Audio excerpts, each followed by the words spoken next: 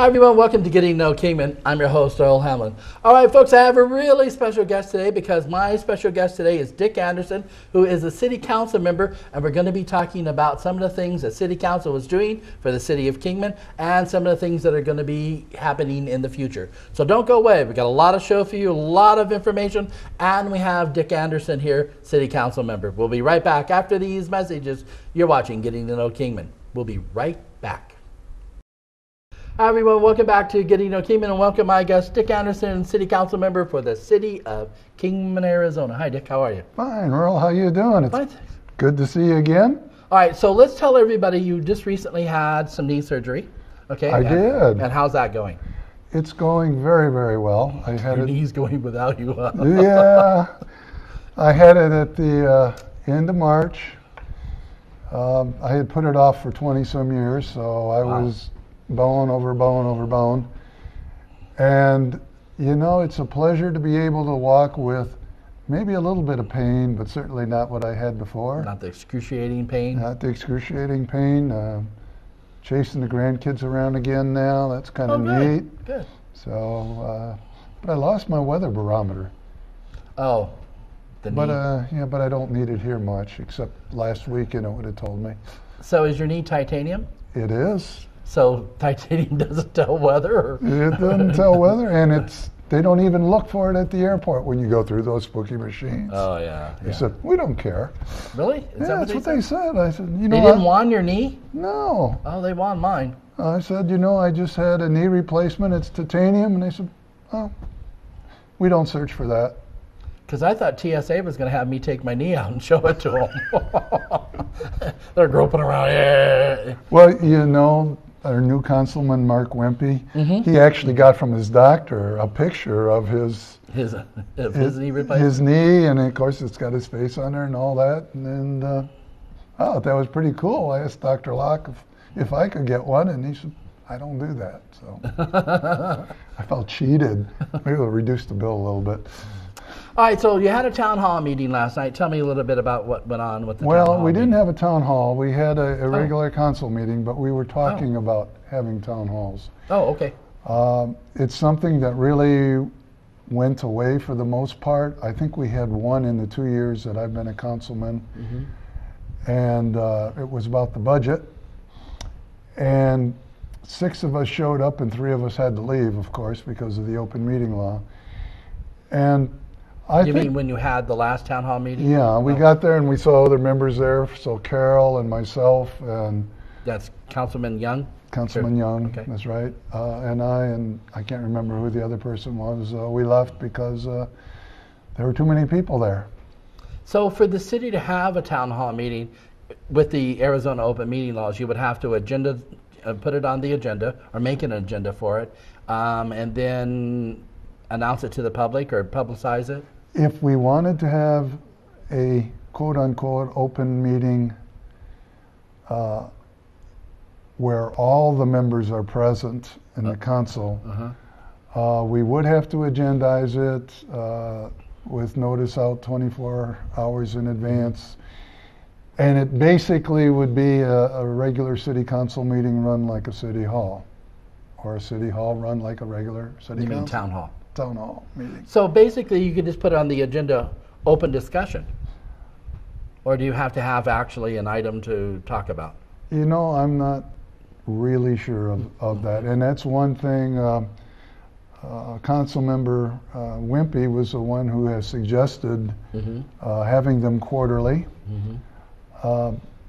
and there was some concern with some of the other council members about doing this and maybe doing it at a time in a place where people would be comfortable to come and talk, because you know where we hold it now, it's very limited seating, and it's kind of we're up here and you're down there, and that's not the kind of environment we certainly would want to have.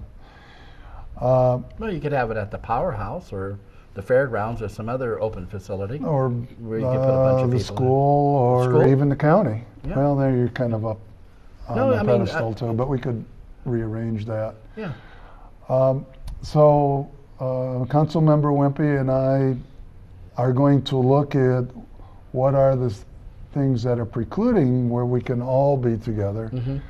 because the approach right now is we're going to hold it. This next one is being sponsored by RAID, and it's going to be at the Wellness Center.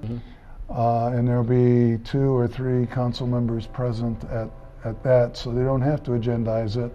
Because it's not a quorum. Because it's not a quorum. Do you like town hall meetings? I mean, do you like speaking and hearing from the public? I think it's critical that we hear from the public. We all have our base support, and we hear from that. And we all are active in the community and go to a lot of the affairs where it's pretty much the same people running them. So we kind of lose touch with a greater portion of the city as far as I'm concerned. We really don't see much of the people who live in the apartments. Maybe they don't vote, but you know, there's quite a few people there. You mean with all the apartment complexes throughout the Kingman area? Okay. And I hope at some point in time to be able to maybe meet with the manager or the owner and say, hey, I would like to, maybe have a meet and greet or something in the clubhouse here. Would you be willing to do it and have and meet with the people? Sure. You know what I find fascinating is the Arizona open meeting law. It has rules. I mean, it has regulations that you have to follow. And the minute that you don't follow those regulations, someone from the public, brings it up that you're not following it. But what I'm fascinated about is the Arizona meeting law actually, in a way, kind of hinders the elected officials from talking with the public at times. Yes. Because you have to have an agenda. And I'm like you, I'm pretty sure you can have open discussions, but you have to have some kind of an item to have the open discussion. And it actually prevents folks from communicating with each other. The public officials that are elected communicating with the public. And it's to me, it kind of hinders a public official from doing that. And I think that advertising, publicizing that we're going to have an open meeting, whether it's in a formal setting with minutes and an agenda or not, that it needs to be publicized in advance. Each of the members should reach out to the public to try to get input as to, okay, here's some of the topics or things they would like to discuss. I really don't want to burden the city staff because you always end up with the potential of things being filtered. Sure. And I would rather get them, get a 1 through whatever list. It come up at a council meeting, this was all the input, and try to decide, well, maybe there's 20 items or whatever we could discuss, given a formal setting. If there's any other means of doing it, hopefully my work with Councilmember Wimpy will find some provisions that might allow it. But I think it is important. They had a number of them years ago, then public interest went down. I'm not sure that public interest is down now with the economy the way it is, and people wondering, what are we doing as a city to try to make Kingman more business and job development friendly? And I think that's part of our role as elected officials. We need to be near the forefront. We are going to have a forum August 8th. It will be at Lee Williams High School. The EDMC is Economic Development and Marketing Commission, I'm sorry, is sponsoring it. The chambers come on board, and we hope to have somewhere between 150 and 200 people there. Oh, good, good. We've invited Eric Glenn from ASU, the Commerce Commission. We want to look at things like, these are some of the things that we as businesses consider in terms of our site selection. Because the International Convention of Shopping Centers that we went to in May, we had over 100 inputs people coming by, dropping Sure. cards, have an interest in Kingman, want to know more about Kingman. We're having the city, and I believe the mayor and the city manager are personally responding to each and every call. Of course, we want feedback as to what took place on that, and that's something that's being developed as the procedure. How do you handle these leads? Obviously, some of the information is very sensitive as to whoever it is, but the kind of business and service type facilities or whatever, we can categorize and let the people know. We appreciate having more restaurants. From a consumer standpoint, we have more choice. However, from a family perspective, we'd like to see some more jobs that pay more than minimum wage. Oh, sure. So you have both sides of us as residents and the needs of the city as to what they need to grow and develop. And we have to mesh these. We need strong leadership. I think it's a topic that we are going to get involved with more. I see the commission taking the lead with probably an agenda for the council to talk about. We haven't done this before, and it's put us behind. Okay, now you mentioned in your comments about wanting new jobs and et cetera. What about making the city just actually more appealing? Not just to folks that want to bring jobs into our community, but more appealing to tourists, to folks that want to bring jobs into the community, just more appealing overall. Well, What would Dick Anderson do if you could make the city of Kingman, with your plans, with your ideas, if you could make it more appealing? How would you do that without other city council members, just on your own? If you had a magic wand, said, "Here, I want to do this," what would you do? The best referral for anything is a person who lives in that environment. I would look at how can we encourage our citizens and our businesses to be more supportive and outspoken in support of the city. I think that is a key. I think working with the county, and a little later on I really want to do something in our discussion here, working together to make it more appealing.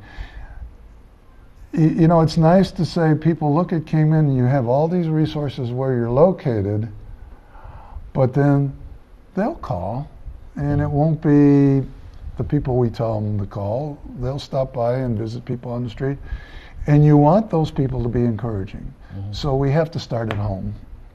We have to develop that and develop a more positive attitude. A more positive attitude and a more positive process that we deal with the businesses and industry.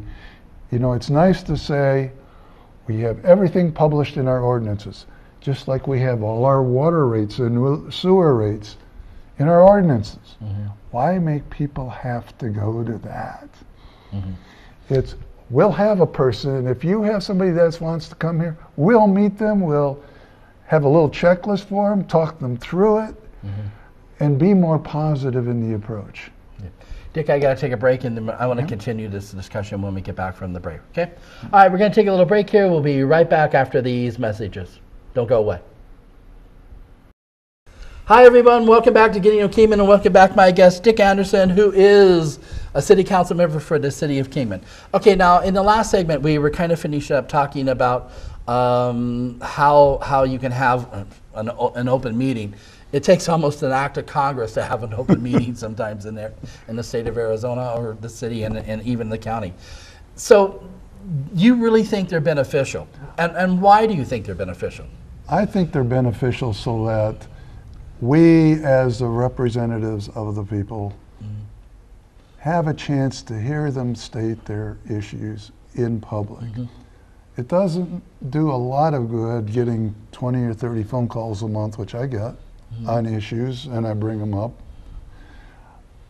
when no one else has anything like it. Or I may not represent exactly what they're looking at. So I think it's important to hear from the folks that are actually impacted what the issues are.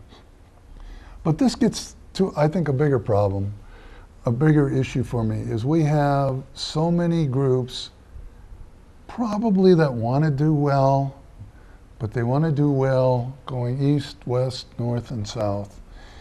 And it's something that we need to bring together. And that's one of the things I talked about our forum, where we're going to invite, you know, uptown, downtown, airport, chamber, realtors, to discuss opportunities and where we would like to see Kingman go. But beyond that, and what's really important to me, is to have a good working relationship with the county. Not only in the elected officials, but from the workers. And to that vein, I want to take this opportunity. I want to endorse you as the supervisor for District 4 for Mojave County. You know, there was like 20-some people who originally applied. I've kind of watched and dug into the backgrounds of the folks, and what's important to me is you have the skills that I think are necessary to make the county move forward. By that I mean you have had leadership responsibility to coordinate, to bring to a decision with planning and zoning. Planning and zoning is critical for cities and counties, and it's something I think that's sorely needed. We need to have a working relationship between the 5 members of the Board of Supervisors. Very much so, right. I don't often feel that. With 2 new districts, I think there's an opportunity to maybe sway that a little bit. I think we might get some help for the city officials that are employees, of the county. That you have to do what's best for the county, but you have cities that are incorporated that had funds to do things for them themselves. We're what, the 5th or 6th biggest county in the United States land-wise, and we need that representation for the rural areas. I think District 4, District 5 has more rural in it. Even District 1 with the division has more rural in it, so I think that may help the county as a whole to help develop the areas that are not developed. I mean, after all, we need in the county the opportunity for people to work. We need the opportunity for the young folks to have the potential for a career in the area. And when there's jobs in the county, people from Havasu, Bullhead, Kingman are going to drive to them. And it helps everyone. We have to get rid of the self-interest. One of the things that I find, from experience, talking with developers that come into our area, and this is in the past, they really wanted to come to Mojave County because we were so divided. They could take advantage of us, I mean, it was just amazing. They could take advantage in Havasu, they could take advantage in Kingman, they could take advantage in Bullhead, because they all said, you folks are not united at all. And they were blunt about it. In fact, they were almost boastful about it. You know, we really can take advantage of you because you folks are not united. The supervisors were not united, and they haven't been for a long time. Pete Byers worked real well with Tom Stockwell. Pete's gone. And they're not united. Now Gary Watson's kind of out in limbo field, and not because he wants to be, because the other 2 supervisors have actually put him out there along with the county manager. But again, it comes back to everyone in the world knows that we're not united except us.